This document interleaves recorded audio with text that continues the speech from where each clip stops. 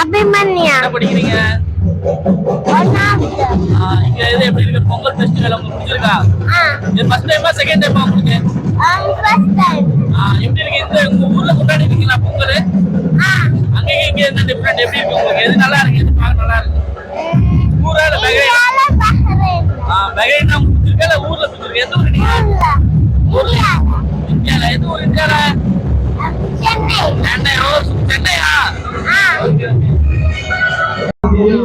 பாப்பா பேர் என்ன? சனேகா. என்ன ஸ்டாண்டர்ட் படிக்கிறீங்க?